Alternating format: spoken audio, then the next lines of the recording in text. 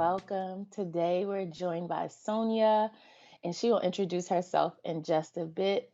But we're going to be talking a lot about Black urban agriculture in Philadelphia, as well as some of the issues around threatened gardens and the advocacy efforts that are happening. So, Sonia, I would love to turn it over to you to introduce yourself, who you are, what you value, and maybe talk a little bit about the work that you do. Thanks, Ash. It's a pleasure to be here. I love you so much. I love working with you. So thanks for having me on and giving me the space to share as well. My name is Sonia Galiber. I've been a resident of Philadelphia for 11 years. Um, and I'm an urban farmer, I'm an herbalist, I make hot sauce, but I'm also an educator and a political advocate. I do a lot of policy work um, in the city as well. And most of all, and most proudly, I'm a member of a coalition called Soil Generation.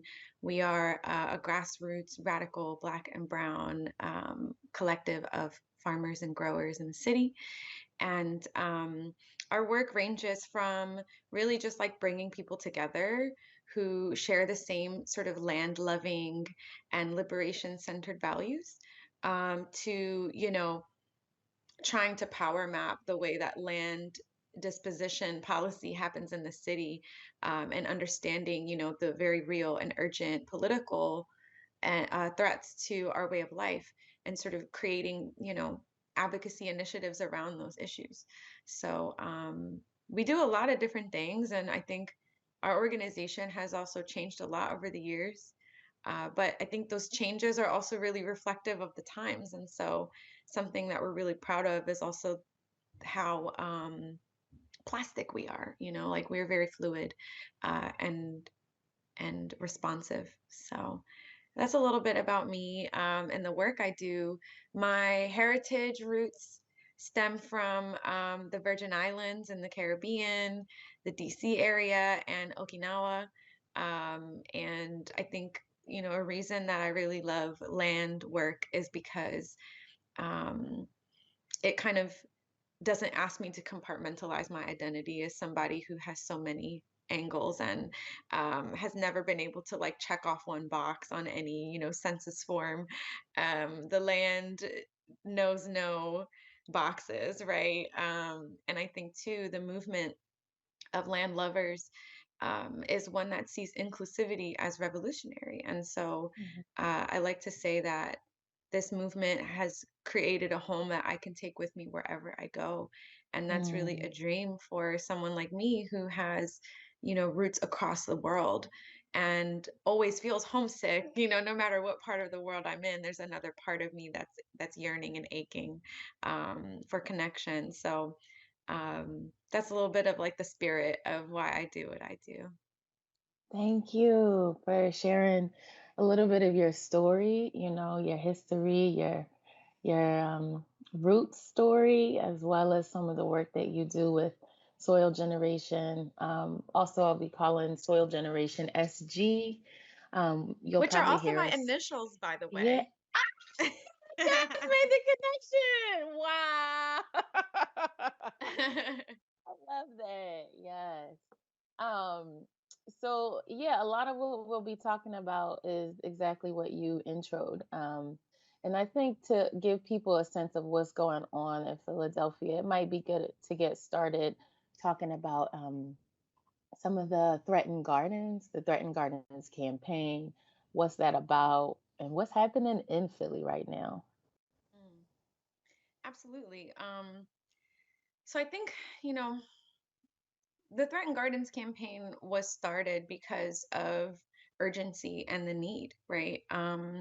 Urban agriculture has been co-opted in a lot of ways in the public narrative as being sort of a vegan hipster hobby, when the reality of the history of urban agriculture in Philadelphia is a tradition by, you know, all kinds of people, but really it's like a lot of displaced people, whether it's Black folks from the South escaping Jim Crow and sharecropping and moving up north for like hoping for a better opportunity, or different folks who are displaced as refugees and immigrants from overseas because of extractive military, capitalistic imperialisms, all of the isms, right?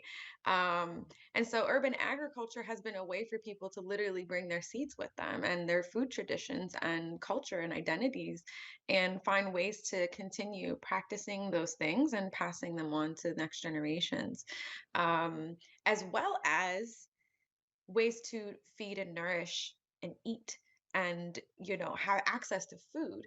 And so I think there's been a disconnect from the narrative of what is and how people view urban agriculture today. And so I like to say that narrative is our biggest challenge, because narrative informs all of the other decisions that are made, that affect this way of life.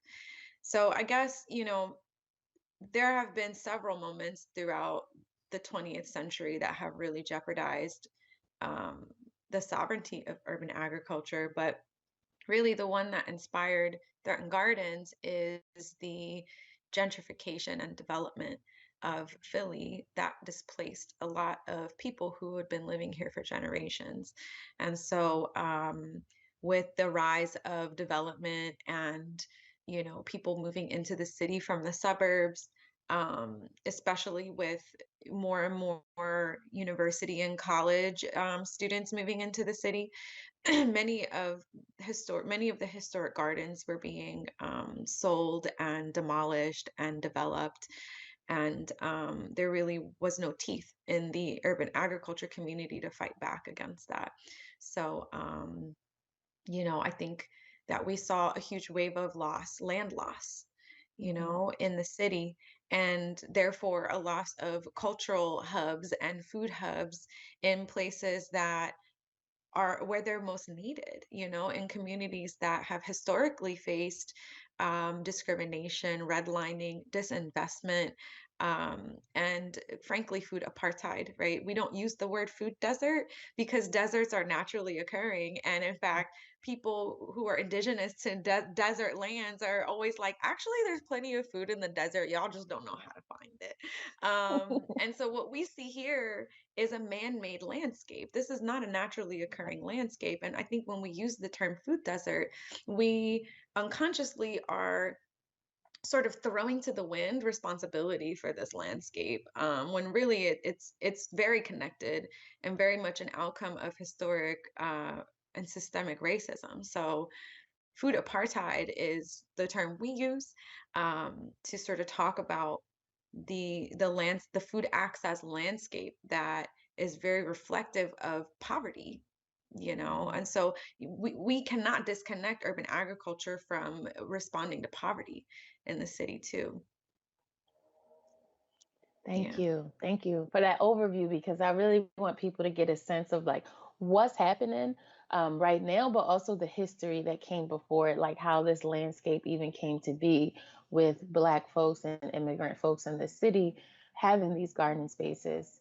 Um, so you talked a little bit about development and gentrification as some of the drivers of what's happening in terms of gardens being sold, demolished, and developed. Can you speak a little bit about councilmanic prerogative and how that plays into what we see happening? Councilmanic prerogative is a really bizarre and kind of interesting phenomenon in Philadelphia. It's technically not even a policy, it's considered a tradition, which Mhm. really makes it difficult for us to challenge, hold accountable, because I think it could be similar to the way that, like, um, I don't know, like gerrymandering is treated on like a federal level, it's in this gray area of government practices. And it essentially says that district council people have the last and final say over land decisions that are made in their district, um, which puts all accountability on the literal landscape on the district council person. And so that becomes problematic because there really isn't a community informed process in how those decisions are made. Many of those decisions are made through personal and political relationships that do not include the communities that would be most affected by said decisions in the area. And it also only really leaves the channel for accountability to be whether or not that council person gets reelected or not. And that that's troubling, right? That's very troubling. And I think historically, this tradition was started to actually prevent large land grabs by developers, and to actually like protect neighborhoods, and to give district council people that power and leverage to sort of prevent those things from happening. But we're seeing that it's actually turning into the opposite, right? And this is a pattern that we see a lot in political work. I think we call it a false solution. We can talk a little bit about the land bank too later, but a lot of times these ideas are born to give power in order to like protect and serve the people, but without accountability and without community organizing to then hold that accountability, it leaves too much room for interpretation and opportunity. It becomes opportunistic and can feed into the problem rather than solving the problem that it was initially, meant to solve. So yeah, councilmanic prerogative is this thing where district council people have the last and final say over land deals in their district, unlike at large council people who don't have a Yeah. district and don't have that power. Ooh, so we could probably talk about councilmanic prerogative and some of the issues around it, how it came to be for like a whole nother hour. But there's something that you said that I want to dig into a little bit more, and that was false solutions.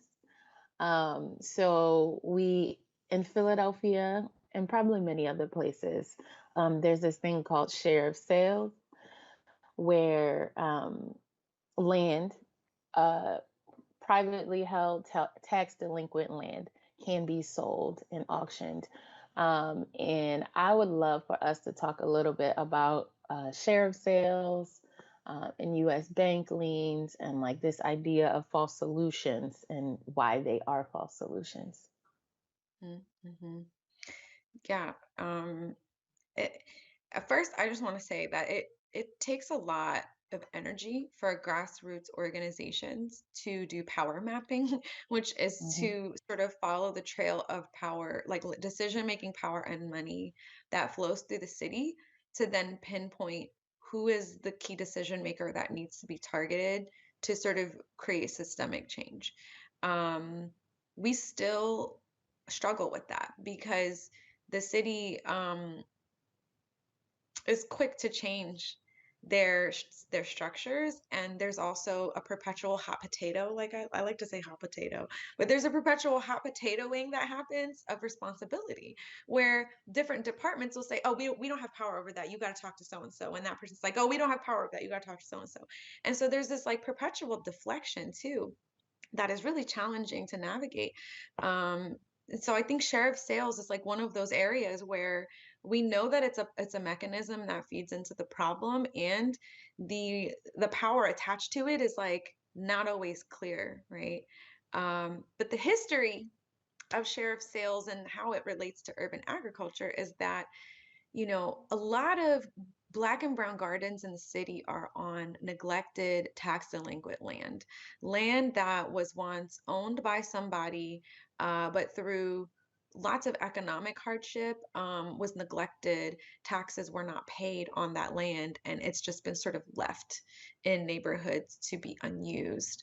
Um, Folks will call it vacant land. We don't really like the term vacant because land doesn't always have to be used by humans to be important, valid. But yeah, so, neighbors would reclaim these spaces that would become dump sites, illegal dump sites, or just like overgrown spaces that nobody was taking care of, including the city government.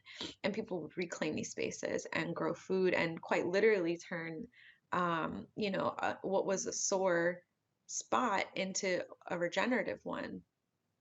Years later, I think the city was trying to bring in more revenue. And so they started selling these tax delinquent properties in the sheriff sales to really anyone, but really what we're talking about is developers, right? And that is one of the mechanisms that feeds gentrification is the city's effort to dispose of tax delinquent land to developers.